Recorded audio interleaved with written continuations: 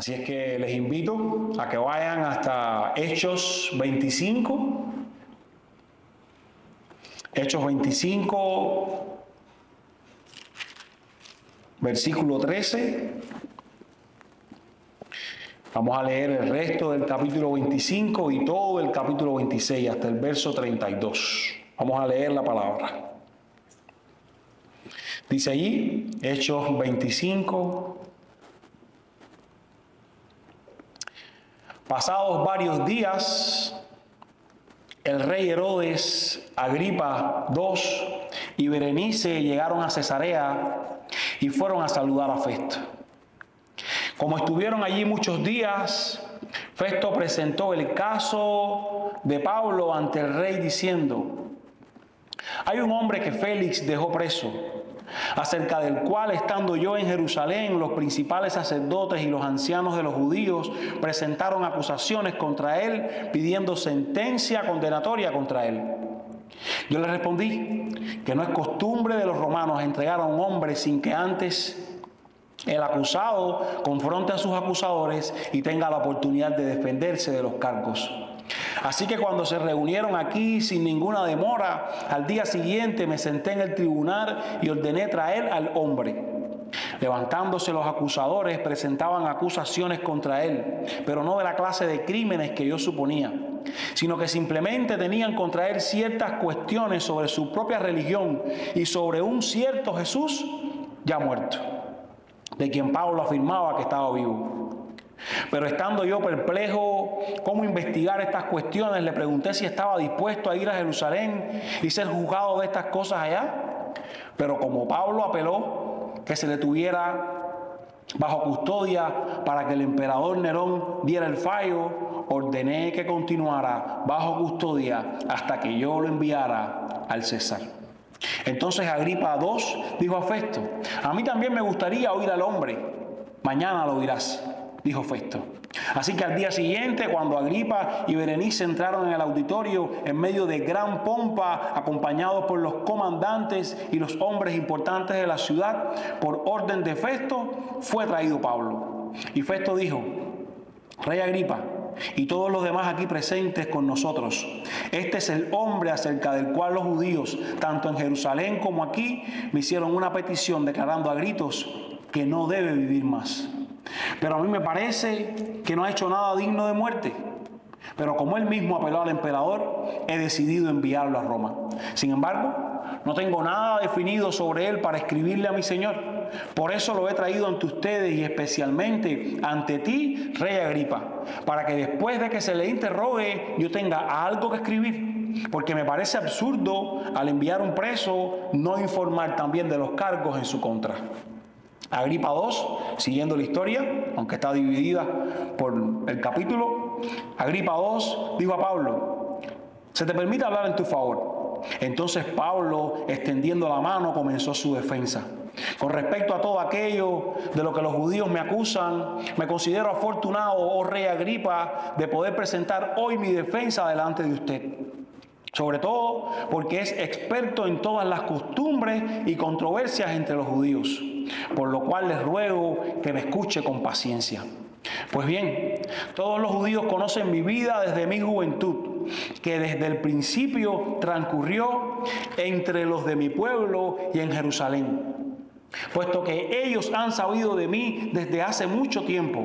Si están dispuestos a testificar que viví como fariseo, de acuerdo con la secta más estricta de nuestra religión. Y ahora soy sometido al juicio por la esperanza de la promesa hecha por Dios a nuestros padres, que nuestras 12 tribus esperan alcanzar al servir fielmente a Dios noche y día. Y por esta esperanza, oh rey, soy acusado por los judíos. Porque se considera increíble entre ustedes que Dios resucita a los muertos. Yo ciertamente había creído que debía hacer muchos males en contra del nombre de Jesús de Nazaret. Esto precisamente es lo que hice en Jerusalén. No solo encerré en cárceles a muchos de los santos con la autoridad recibida de los principales sacerdotes, sino que también cuando eran condenados a muerte, yo añadía mi voto. Castigándolos con frecuencia en todas las sinagogas, procuraba obligarlos a blasfemar y enfurecido contra ellos, seguía persiguiéndolos aún hasta las ciudades extranjeras. Ocupado en esto, cuando iba para Damasco, con autoridad y comisión de los principales sacerdotes, al mediodía, oh rey, yendo de camino, vi una luz procedente del cielo, más brillante que el sol, que resplandecía alrededor mío y de los que viajaban conmigo. Después de que todos caímos al suelo, oí una voz que me decía en el idioma hebreo: Saulo, Saulo, ¿por qué me persigues? Dura cosa te es dar coces contra el aguijón. Yo entonces dije: ¿quién eres, Señor? Y el Señor dijo: yo soy Jesús, a quien tú persigues. Pero levántate y ponte en pie, porque te he aparecido con el fin de designarte como ministro y testigo, no solo de las cosas que has visto, sino también de aquellas en que me apareceré a ti. Te rescataré del pueblo judío y de los gentiles a los cuales yo te envío, para que les abra sus ojos, a fin de que se conviertan de las tinieblas a la luz y del dominio de Satanás a Dios, para que reciban por la fe en mí el perdón de pecados y herencia entre los que han sido santificados. Por tanto, oh rey Agripa, no fui desobediente a la visión celestial, sino que anunciaba primeramente a los que estaban en Damasco y también en Jerusalén y después por toda la región de Judea y aún a los gentiles que debían arrepentirse y volverse a Dios, haciendo obras dignas de arrepentimiento. Por esta causa, algunos judíos me prendieron en el templo y trataron de matarme. Así que, habiendo recibido ayuda de Dios, continúo hasta el día de hoy testificando tanto a pequeños como a grandes, no declarando más que lo que los profetas y Moisés dijeron que sucedería, que el Cristo había de padecer y que por motivo de su resurrección de entre los muertos, Él debía ser el primero en proclamar luz tanto al pueblo judío como a los gentiles. Mientras Pablo decía esto en su defensa, Festo dijo a gran voz: Pablo, ¿estás loco? Tu mucho saber te está haciendo perder la cabeza. Pero Pablo respondió: no estoy loco, excelentísimo Festo, sino que hablo palabras de verdad y de cordura. Porque el rey entiende estas cosas. Y también le hablo con confianza, porque estoy persuadido de que él no ignora nada de esto, pues esto no se ha hecho en secreto. Rey Agripa, ¿cree usted en los profetas? Yo sé que cree.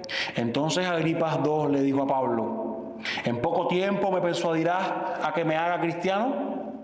Y Pablo contestó: quisiera Dios que ya fuera en poco tiempo o en mucho, no solo usted, sino también todos los que hoy me oyen llegaran a ser tal como soy, a excepción de estas cadenas. El rey, el gobernador, Berenice y los que estaban sentados con ellos se levantaron y mientras se retiraban hablaban entre sí diciendo: este hombre no ha hecho nada que merezca muerte o prisión. Agripa II le dijo a Festo: este hombre podía haber sido puesto en libertad hoy si no hubiera apelado al César. Y toda esta historia, que es una sola, aunque hay capítulos y versículos por el medio, para ser entendida, no podemos olvidar la clave de todo este libro de los Hechos. Hechos 1:8. A ellos les había sido dicho, desde Hechos 1:8, y con esto estaban viviendo en mente, hasta Pablo: pero ustedes recibirán poder cuando el Espíritu Santo venga sobre ustedes y serán mis testigos en Jerusalén, en toda Judea y Samaria y hasta los confines de la tierra. Esta es la clave para poder entender a un Pablo que está ante un rey que le puede liberar y aún así él está priorizando la proclamación del Evangelio antes que su defensa. Esta es la norma por la que vivieron cada una de estas personas en el libro de los Hechos. Esta es la norma por la cual debiéramos nosotros seguir viviendo hoy. Hemos sido dejados nosotros en esta tierra. Hemos sido, después que Dios nos ha salvado, puestos aquí con un objetivo y con un propósito. Anunciarle a todos esas verdades hasta los confines de la tierra. Si el Señor hubiera querido, el momento en el que usted fue hecho salvo, Él lo hubiera llevado con Él. Pero Él le ha dejado a usted con esta misma misión que a ellos les dio. Ustedes sean testigos de las cosas que han visto hasta lo último de la tierra. ¿Y cómo ha llegado Pablo hasta aquí? El camino ha sido largo. Hemos estado estudiando todo este libro de Hechos. Pero lo más reciente, recuerda usted, al final de este capítulo 24, 25, como leímos la semana anterior, Félix le ha dejado preso por 2 años. Ha entrado Festo, quien es el nuevo gobernador, quien le ha juzgado injustamente. Pero Pablo, como hablamos la semana anterior, teniendo su misión en mente, teniendo su pensamiento de que él debía ser un testigo, él ha apelado al César. Y él ha dicho, hasta Roma va a llegar el Evangelio. De tal manera que antes de salir rumbo a Roma, y debido a que Félix, porque él lo expresa aquí, Félix no encuentra cargos para poner en su carta. Pablo debía llegar a Roma con una carta que dijera, este hombre apela ante ti por esto, por esto, por esto y por esto. Estas son las acusaciones que él tiene. Pero él no tenía mucho que poner allí. Y esta es la razón por la que entonces él llama a este rey, a Agripa, para que escuche la defensa de Pablo, quien a pesar de no merecer la prisión, ve esta oportunidad como un chance más para predicar el Evangelio. Pablo dice, aquí tengo un rey, aquí tengo una oportunidad, aquí tengo una situación, pero yo la voy a usar para cumplir con mi misión, yo la voy a usar para cumplir con mi propósito. Por eso, amado hermano que me escucha en esta tarde, tengo que decirte que cada situación que enfrentes debe tener por objetivo mostrar la verdad que el Evangelio anteriormente tú has recibido. Cada situación que enfrentes, cada dificultad que enfrentes, como esta que estaba enfrentando Pablo, ha de ponerte en la mente ese deseo. Este tiene un objetivo y yo quiero cumplir ese objetivo. Anunciar el Evangelio a otros, hablar a otros, mostrar en medio de mi aflicción, mostrar en medio de mi lucha, mostrar en medio de este tiempo, quizás vamos a decir, de benevolencia que he recibido, las verdades del Evangelio de Dios. Así es que Pablo está viviendo un episodio en su vida de gran estrés.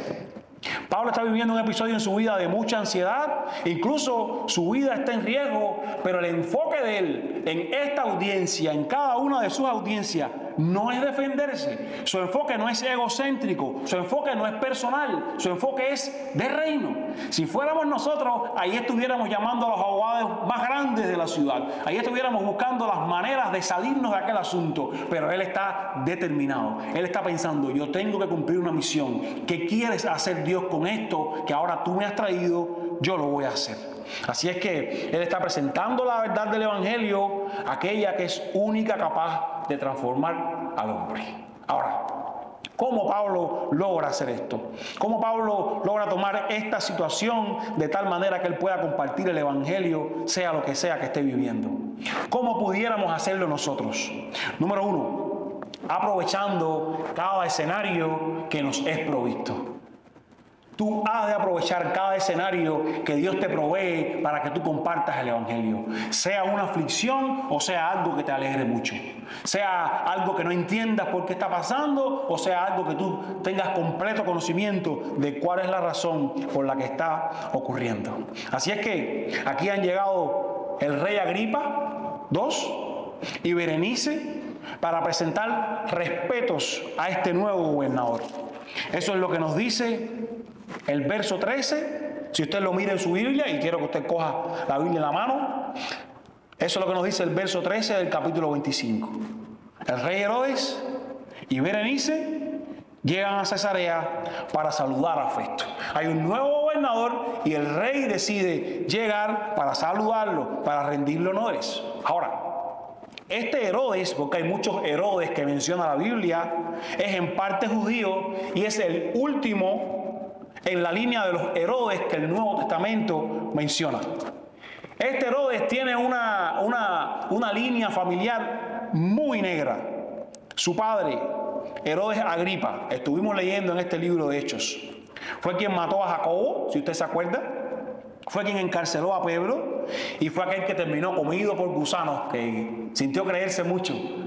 Y la gente le decía, voz de Dios y no de hombre.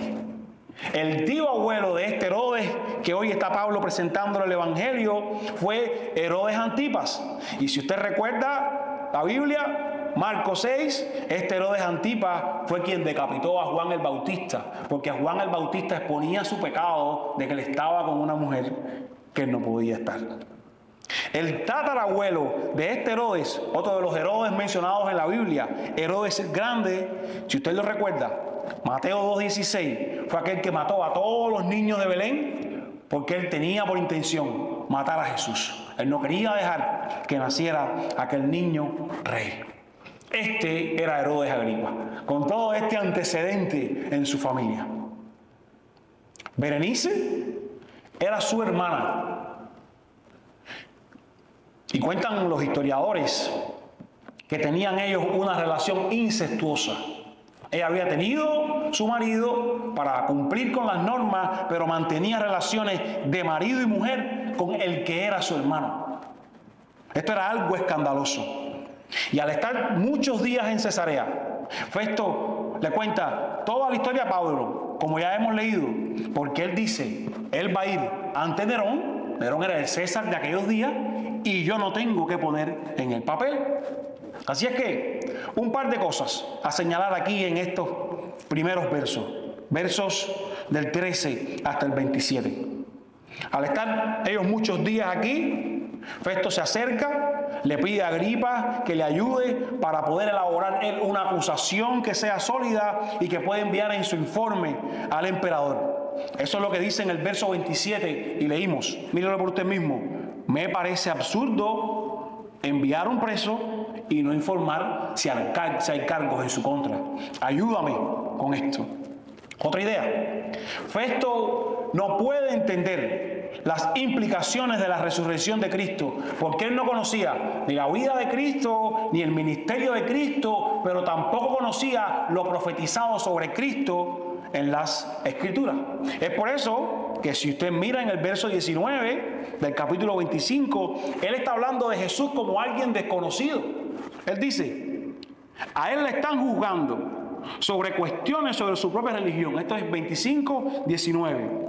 Y sobre cierto Jesús. Es como que él no conoce de la historia.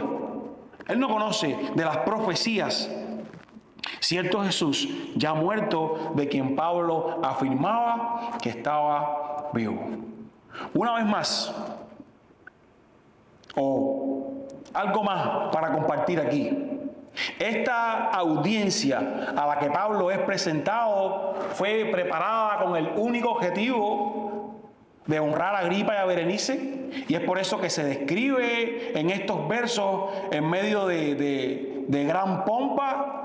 Verso 23, si usted lo mira allí, esto se está refiriendo a una especie de desfile, literalmente, en el cual están entrando ellos, están entrando sus tribunos, están entrando todas las personas que ahí están comisionadas.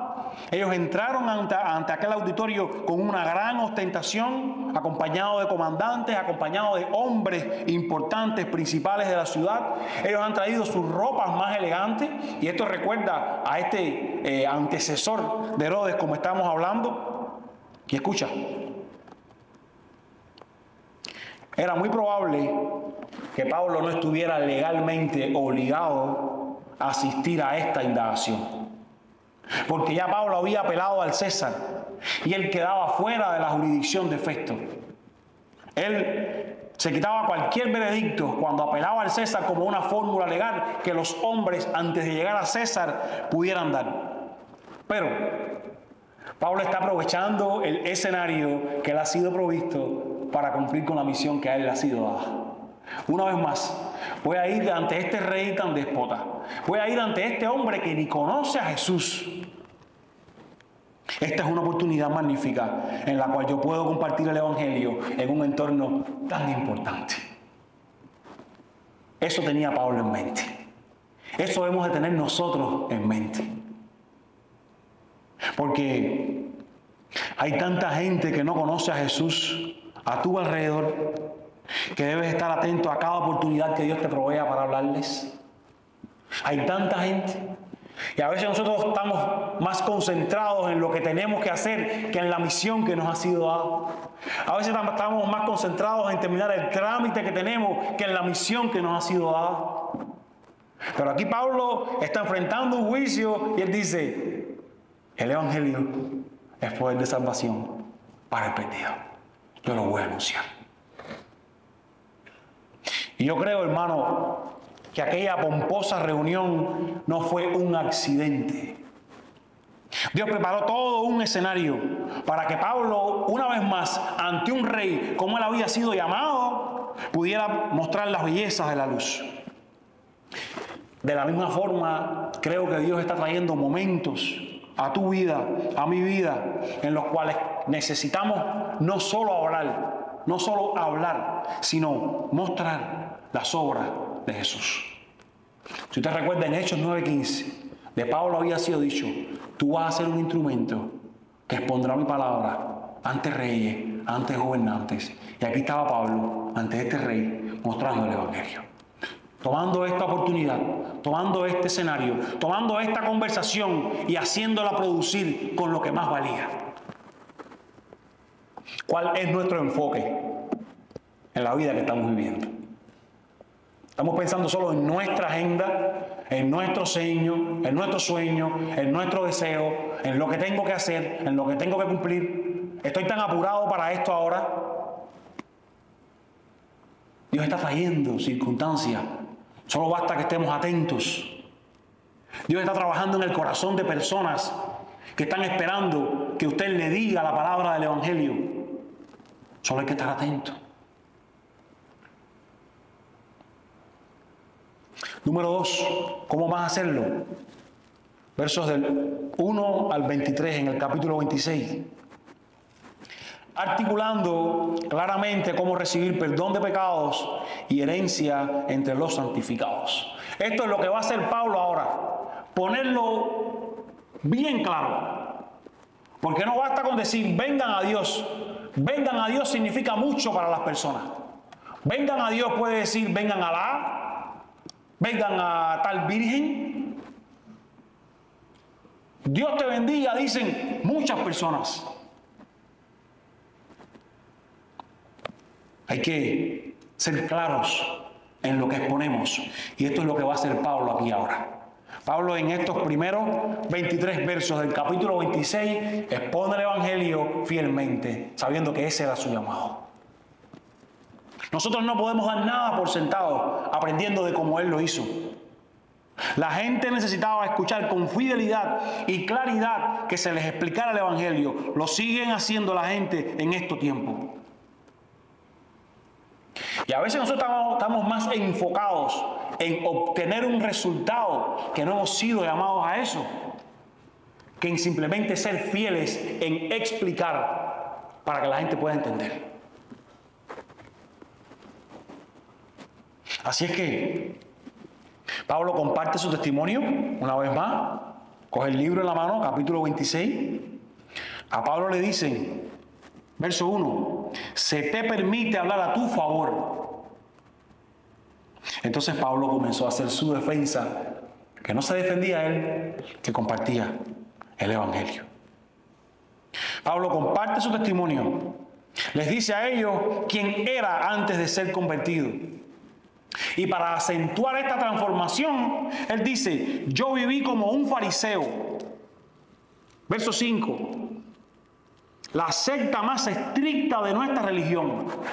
Él les quiere mostrar, yo estaba metido bien adentro, yo estaba bien engañado, yo estaba bien ciego. Pablo incluso en el verso 6 Afirma su compromiso con la enseñanza del Antiguo Testamento. Él está diciendo, yo no estoy enseñando nada nuevo.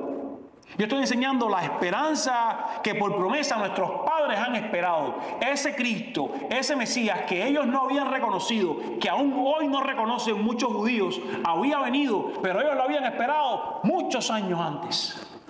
Ellos conocían las Escrituras, esperaban un Mesías libertador. Y Pablo está diciendo, de ese estoy hablando yo. Yo no me he inventado una religión nueva. De esto habla toda la Biblia.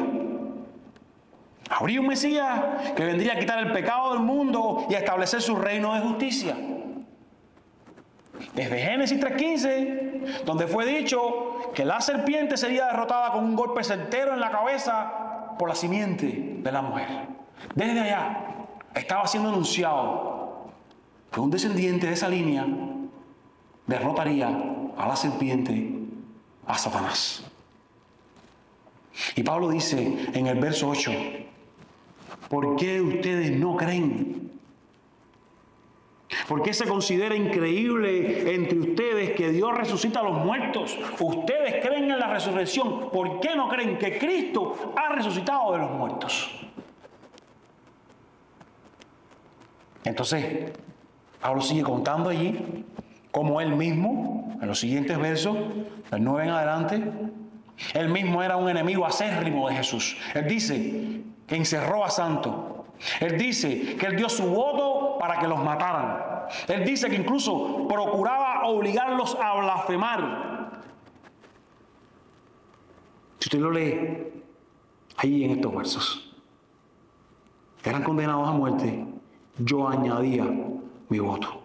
Verso 11, yo los castigaba con frecuencia, yo procuraba obligarlos a blasfemar. Este era yo.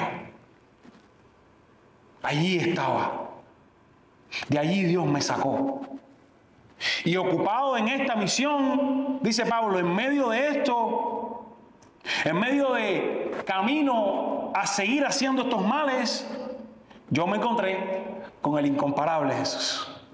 Y volvemos a leer su testimonio por tercera vez en el libro de los Hechos. Ya lo hemos leído, ya hemos sacado enseñanza de su testimonio. Pero él vuelve a contar, una luz me destelló, caí en el cielo, caí en el suelo, escuché una voz que me decía, Saulo, Saulo, ¿por qué me persigues? ¿Por qué sigues en mi contra? Dura cosa te es dar coces contra el aguijón. Y Pablo usa la ilustración de lo que pasaba con el ganado, porque el aguijón era una especie de vara afilada que tenía una punta que se usaba para pastorear el ganado, y pinchaban a los animales para que ellos se movieran por donde quería quien le dirigiera. Y Jesús le está diciendo, lo que estás intentando hacer, lo que intentabas hacer antes de tenerme a mí, era una batalla perdida, es una labor inútil. Querer golpear con tus manos el pincho, querer golpear con tu cuerpo un pincho, es absurdo, es loco querer luchar contra el Rey del universo. ¿Por qué das cosas contra el aguijón? Yo soy Jesús a quien tú persigues. Y allí mismo Dios le sacó del reino de las tinieblas y le puso en el reino de la luz. Y pensando en el testimonio de Pablo y pensando en nuestras vidas, a veces como estas palabras cobran un significado tan grande para nosotros. Porque a veces de cabezones queremos hacer esto inútil que Pablo hacía, dar cosas contra el aguijón, querer pelear con Dios, querer ir en contra de Él. Jesús le estaba diciendo, no va a ser más que hacerte daño, no va a ser más que destruirte. Entonces, Pablo cuenta que no solo fue salvado por Dios, él cuenta que Dios también le dio una misión. ¿Cuál era la misión? Verso 18. Él les dice, tú vas a ser el instrumento para que les abras sus ojos. Abras los ojos de los perdidos para que se conviertan de las tinieblas a la luz. Porque es que sin Cristo todos están espiritualmente ciegos. Sin Cristo las personas vagan en la oscuridad. Y el mensaje del Evangelio tiene el poder de abrir los ojos de las personas y traerlos de las tinieblas y colocarlos en la luz. Esa es la gracia del Evangelio. Es por eso que el mismo Pablo después escribe a los Corintios y le dice en 4, 3 y 4, primero a los Corintios 4, 3 y 4, y si todavía nuestro Evangelio está velado, para los que se pierden está velado, en los cuales el Dios de este mundo, ese Satanás, ha cegado el entendimiento de los incrédulos para que no vean el resplandor del Evangelio de la gloria de Cristo, que es la imagen de Dios. Quienes no tienen a Cristo están cegados. ¿Y solo en dos bandos? O eres un hijo de Dios o eres un hijo de Satanás.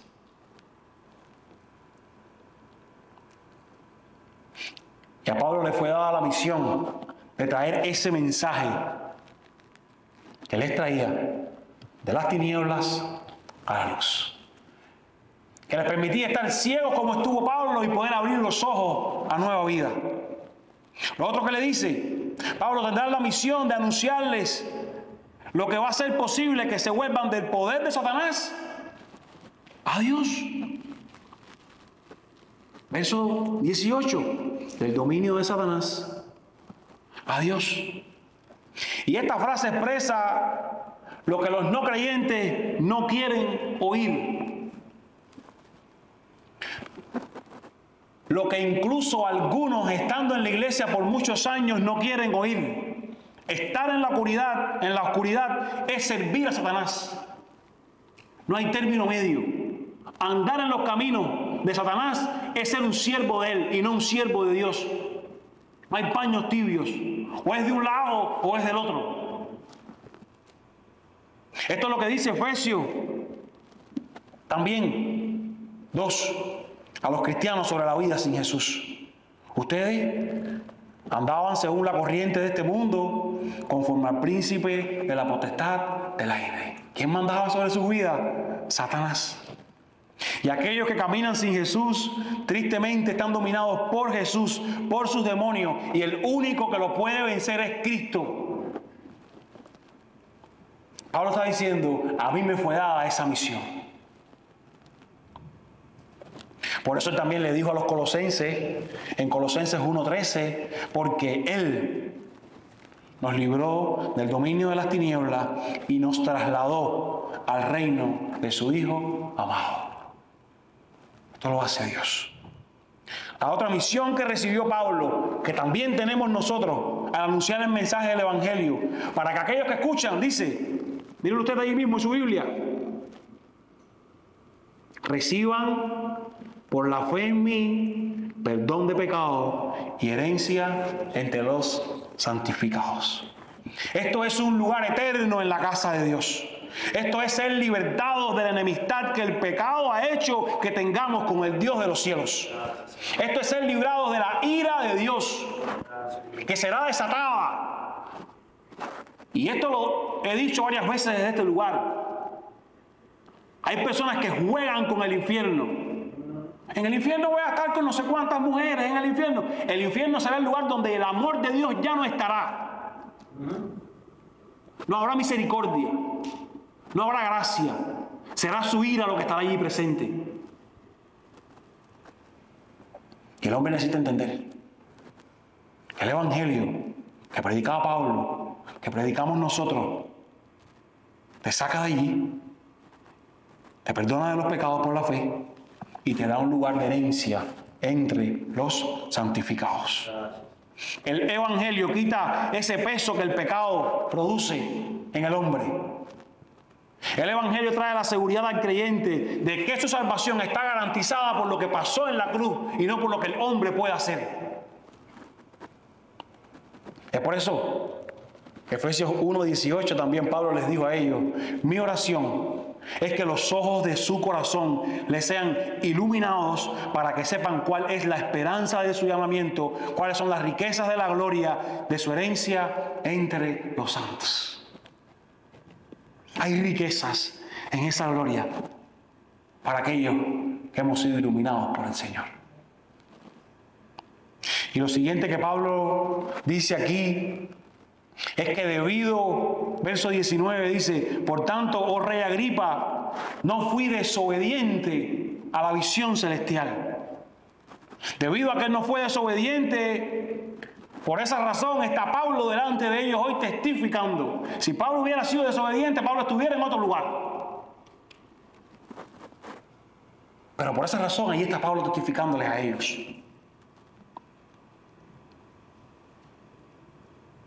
Debido a que no desobedeció a la voz de Dios, él anuncia a todas las personas lo que viene a continuación: que debe arrepentirse, que deben volverse a Dios y que deben, si han sido salvados, tener obras dignas de arrepentimiento. ¿Escuchó?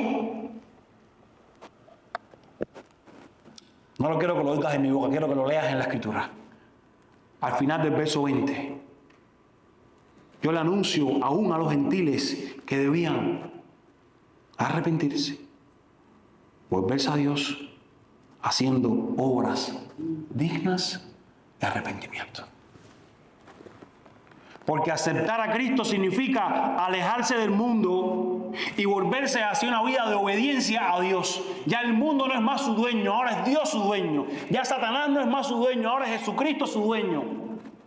¿Cómo querer vivir en el medio y decirse cristiano? El arrepentimiento es necesario porque lleva al hombre a reconocer su maldad y alejarse de ella. Y digo alejarse de ella porque el verdadero arrepentimiento no permite un estilo de vida desenfrenado. Algunos creen que la salvación por gracia significa que una persona puede hacer caso omiso de la obediencia de Dios y seguir viviendo en pecado. Dios me salvó. No, es posible que no hayas entendido el Evangelio. Romanos 8, 12 y 14 dice: así que, hermano, somos deudores no a la carne para vivir conforme a la carne, porque si ustedes viven conforme a la carne habrán de morir, pero si por el Espíritu hacen morir las obras de la carne, vivirán, porque todos los que son guiados por el Espíritu de Dios, los tales son hijos de Dios. Si eres un hijo de Dios, tus obras debieran verse como las de un hijo de Dios. Usted tiene una confesión, usted vive esa confesión. Usted tiene un testimonio, usted vive ese testimonio. Cuando la gracia de Dios nos salva, las obras de arrepentimiento fluyen naturalmente de nuestros corazones, porque estamos conectados a Él. Estamos sometiéndonos a Él, a su palabra. Tiene que ser. Tu vida debe mostrar con obras que has sido salvado. Si no lo demuestra, preocúpate una y otra vez. Esto es lo que dice Santiago. Santiago 2, del 14 al 20. Escuchen. ¿De qué sirve, hermanos míos, si alguno dice que tiene fe, sabe mucho, habla, pero no tiene obras? ¿Acaso puede esa fe salvarlo? Si un hermano o una hermana no tienen ropa y carecen del sustento diario y uno de ustedes le dicen, vayan en paz, caliéntense y sáciense, pero no le dan lo que es necesario para su cuerpo, ¿de qué sirve decir que tienen tanta fe si la fe no está transformando sus acciones, lo que ustedes hacen? Dice el 17, así también la fe por sí misma, si no tiene obras, está muerta. Pero alguien dirá, tú tienes fe y yo tengo obras. Muéstrame tu fe sin las obras y yo te mostraré mi fe por las obras. Dice una vez más Santiago, ¿tú crees que Dios es uno? ¿Hace bien? También los demonios creen y tiemblan. Pero, ¿estás dispuesto a admitir, hombre vano, que la fe sin obras es estéril, es muerta? Has mirado en tu interior y te ves viviendo una vida que no se corresponde con tu profesión. ¿Está tu vida mostrando obras que estén en armonía con tu profesión de arrepentimiento y fe? ¿Te arrepentiste de tus pecados? ¿Sigues viviendo en ellos? Eso no está en armonía con arrepentimiento. Has dicho tener fe en Cristo, pero tu fe está puesta en este mundo.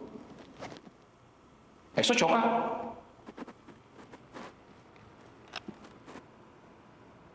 Por último, en esta parte, Pablo dice que por predicar estas cosas han tratado de matarlo y lo acusan. Pablo reconoce que puede seguir testificando. Míralo usted mismo allí. Porque, verso 22, habiendo recibido ayuda de Dios, yo predico porque Dios me ayuda. Y él retoma el tema de que su mensaje no es un mensaje que él se inventó, su mensaje no es nuevo.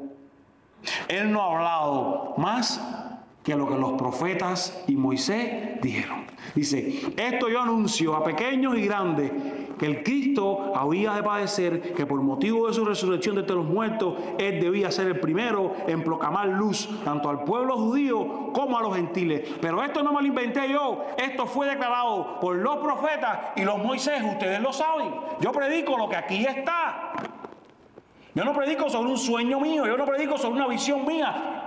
Pablo las había tenido como para hablar de ellas. Y Pablo dice, yo hablo de Moisés, yo hablo de los profetas. Una base sólida. Pablo dice que este Cristo padecería y que siendo el primero en resucitar, proclamaría la luz a su propio pueblo y también a los no judíos. Él revela a esta gente aquí que ese plan redentor de Dios abarcó todas las épocas, todo el Antiguo Testamento, estuvo apuntando a la venida del Mesías sufriente, quien no solo sufriría, sino que moriría, resucitaría de la tumba y sería ascendido a la diestra del Padre. Isaías 53, lo conocían ellos de memoria, hablaba de este Mesías. Salmo 16:10 hablaba de este Mesías. Salmo 16:22 hablaba de este Mesías. Por último, en Lucas 24, Jesús antes de irse de este mundo estuvo con sus discípulos dándoles una clase de teología bíblica y hablándole lo que las Escrituras decían referente a Él. Textos que ni los más eruditos se imaginan. Hablan de Cristo y están escondidos ahí en su palabra. Desde Génesis hasta Apocalipsis. Y una vez más, en lugar de atribuir el fundamento de su mensaje a su visión celestial, a los milagros que hizo, a la instrucción que recibió como un discípulo, Pablo especifica, yo lo que predico son las Escrituras. Ahí está mi fundamento, ahí está mi mensaje. Porque, amados, tenemos un mensaje que no es de nuestra autoría. Es una proclamación que fluye desde el corazón de Dios a través de su palabra. Por eso nosotros solo debemos proclamar algo que ya está escrito. No necesitamos inventar nada nuevo. El Evangelio es poder para salvación. Tan claro, tan simple, tan sencillo. Nosotros hemos querido complicarlo.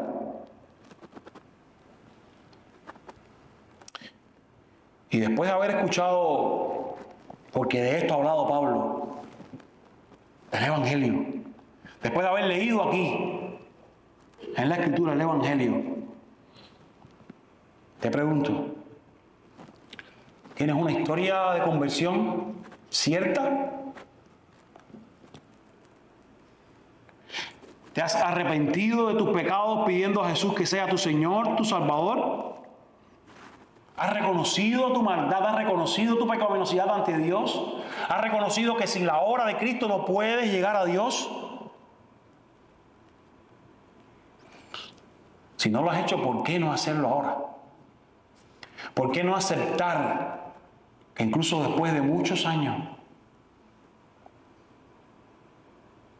Te das cuenta que por tu camino, por tus pies, por tus fuerzas, por tu intelecto, no puedes llegar a Dios. Que necesitas su intervención. Te das cuenta de cuánta maldad hay en ti ante la santidad y belleza de Dios. Te das cuenta que desesperadamente necesitas decirle, no hay manera de que entre en el cielo yo, si no es por la obra de tu Hijo Cristo. Ayúdame.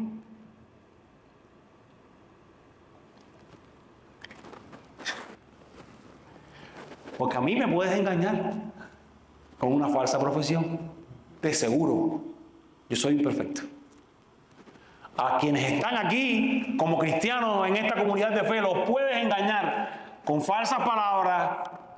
Te voy a decir más, y anoche hablaba de esto con un hermano. Te puedes hasta autoengañar, tú mismo creyendo ser cristiano. Pero ¿sabes? Con Dios nadie juega sucio. Dios lo ve todo, lo sabe todo, lo conoce todo. Él sabe lo más profundo en tu corazón, Él sabe cada una de tus intenciones. Y esta semana, en la carrera de estos Juegos Olímpicos, de los 5.000 metros, que tiene como unos obstáculos y esas cosas, una jugadora llamada Kipyegon Faith intentó jugar sucio para llegar antes que la otra a la meta. Iban luchando a unos metros y ella simplemente le puso el codo para desestabilizar a la otra. Y logró hacerlo. La desestabilizó. Ella llegó de segunda a la meta. Ella creyó obtener por esto una medalla de plata. La celebró. Pero 3 minutos después, alguien dijo, aquí tenemos cámara. Te vimos. Te vio todo el mundo. Estás descalificada. Vas al final de la lista.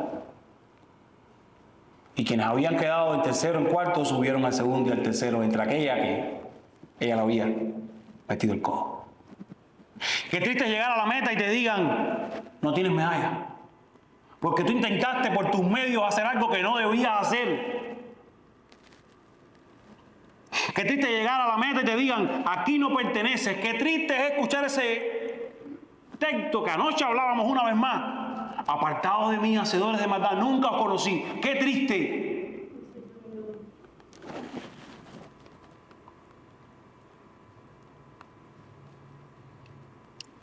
Si tú has estado aquí y tú has escuchado el Evangelio una y otra vez, necesitas decirle a Dios, salva mi corazón. Necesitas decirle, no hay nada que yo pueda hacer, que tus méritos me introduzcan en tu reino. Número 3.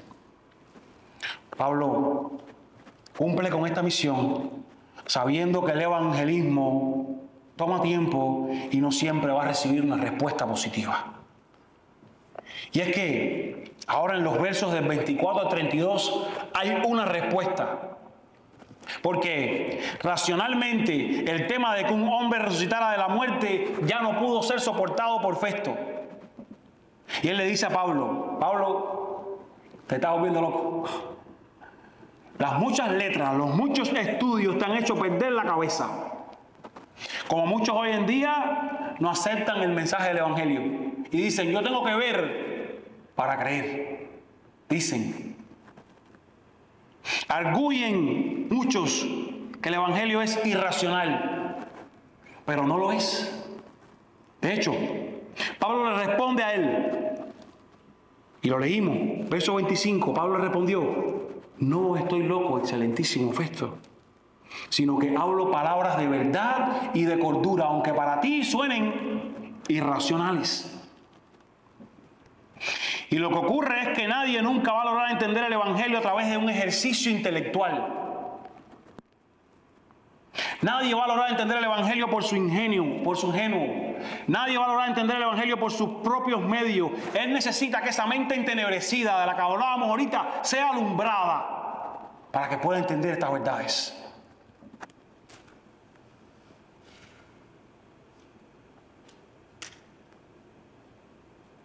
Y entonces tiene sentido que un Dios sobrenatural pueda hacer cada una de las cosas que los hombres en esta generación llamen irracionales.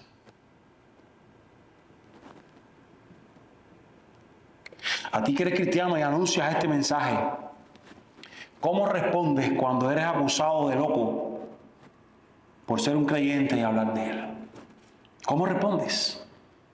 ¿Cómo respondió Pablo? ¿Cuánta mansedumbre? No, excelentísimo afecto. No estoy loco. Es más, hablo palabras de verdad y palabras de cordura. Y lo siguiente que ocurre es que quien estaba siendo interrogado es ahora quien interroga. Pablo lo traen aquí como alguien que va a ser interrogado. Y ahora está él interrogando a toda esta gente. Ahora los ha puesto a pensar.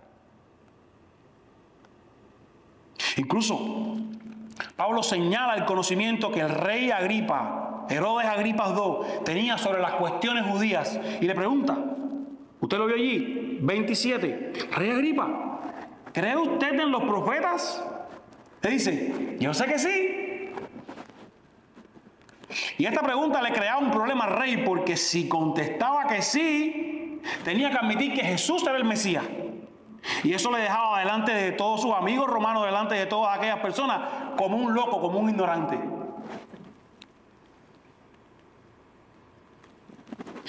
Pero si decía que no, él quedaría como un rey judío que era ignorante y que no conocía a sus profetas, que no conocía sus escrituras.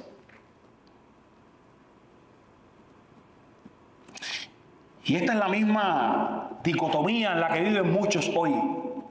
No quieren comprometerse ante una generación con el mensaje del Evangelio porque le pueden pensar loco, porque le pueden tildar de tonto.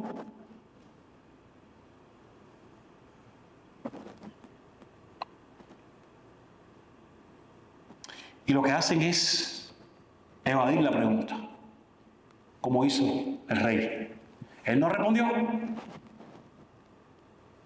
Posponen una respuesta, como hizo el rey.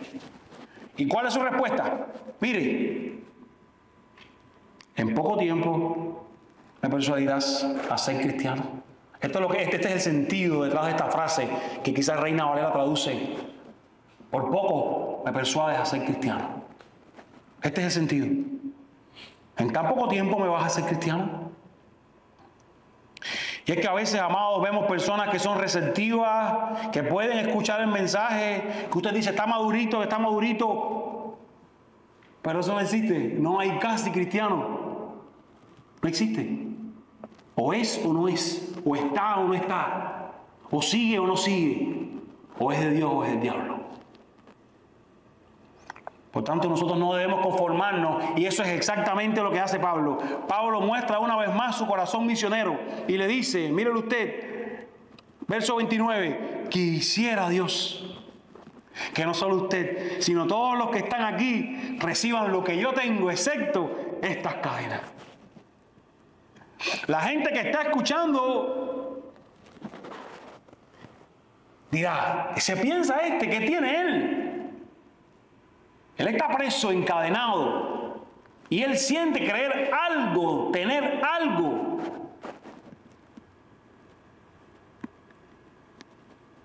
Al Pablo extender su llamado a aquella audiencia llena de pompa, llena de aquella fantasía, por mucho que tengan, por muchas riquezas que disfruten, no tienen lo que Pablo ha encontrado.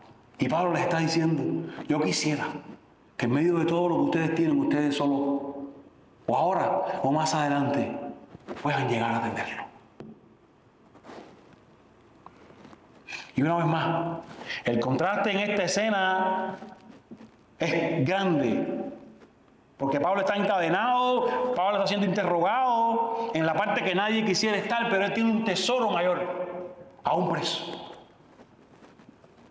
La gente que lo escucha está en una posición visiblemente mejor. Están bien vestidos, están cómodos con su vida, tienen riqueza, pero viven sin Cristo.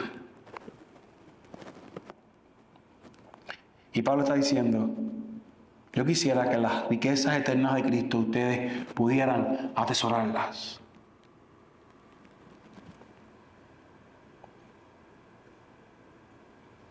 Yo quisiera que lo tuvieran porque esas riquezas eclipsan toda la riqueza que este mundo pueda ofrecer. Toda. Y esta gente respondió como responden muchos en la vida real. No respondieron como final de Hollywood en las películas. Respondieron evadiendo, respondieron negativamente. Y es que cuando se comparte el Evangelio, alguien puede arrepentirse creyendo y ser salvado en ese mismo momento, pero en otras ocasiones va a tomar más conversaciones, va a tomar varios momentos de explicar el Evangelio, de exponerlo, de enseñarlo, de trabajar con la persona, de rebatir argumentos.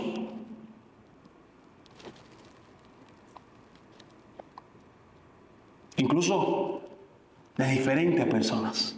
Incluso aquella misma que usted pueda ver, llegó a Cristo, fue transformada, fue convertida. Esa persona quizás había sido expuesto a otros muchos que antes le habían hablado del Evangelio.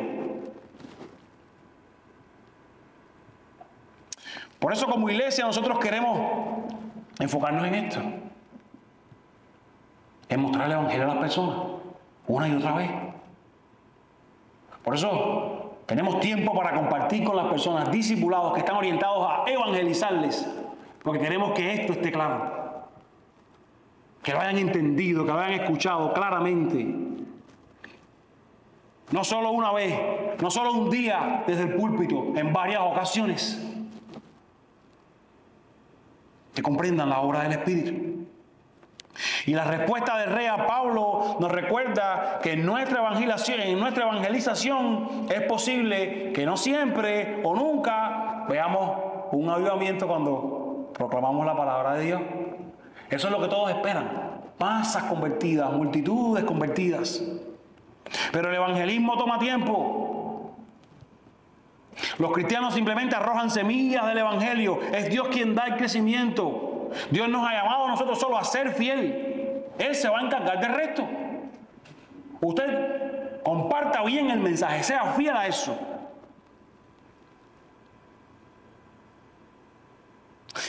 Y no te imaginas cómo ese Dios grande de los cielos puede usar unas pocas palabras tuyas para implantar su palabra en el corazón de alguien. No te imaginas cómo entender el Evangelio de tal manera que nos ayude a ser testigos pacientes y persistentes de las bondades de Dios. Cómo entender este enfoque de vida de Pablo, de tal manera que seamos pacientes, persistentes al hablar a otros del Señor. Félix, y con esto concluyo, había dicho, no hay cargo contra Pablo que merezca muerte o prisión. Esto fue en el capítulo 23, verso 29. Él no merece prisión. Esto mismo lo dijo Festo en el 25:25. Este hombre no ha hecho nada digno de muerte.